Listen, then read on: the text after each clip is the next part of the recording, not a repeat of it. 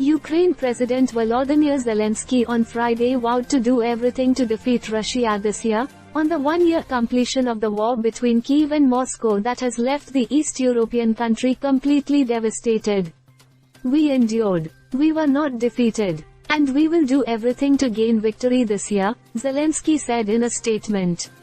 President Zelensky also sought Africa and India's participation in peace formula, on a day when India abstained from voting in the United Nations General Assembly. India was among the 32 nations that abstained as the 193-member General Assembly adopted the resolution, Principles of the Charter of the United Nations underlying a comprehensive, just and lasting peace in Ukraine, put forward by Ukraine and its supporters.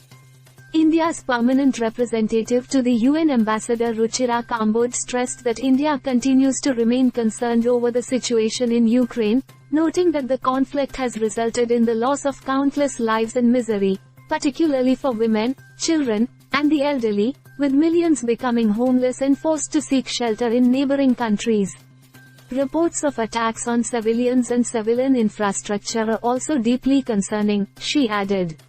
Reiterating that India remains steadfastly committed to multilateralism and upholds the principles of the UN Charter, Kambod stressed, we will always call for dialogue and diplomacy as the only viable way out.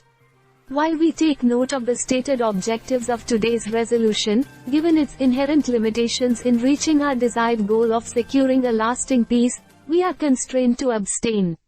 Russia remained defiant, with former President Dmitry Medvedev insisting that his country was ready to push its offensive to the borders of Poland.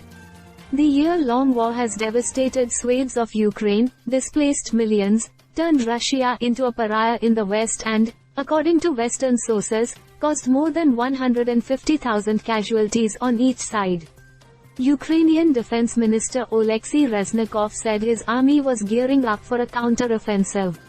We are working hard to prepare and secure it, he said.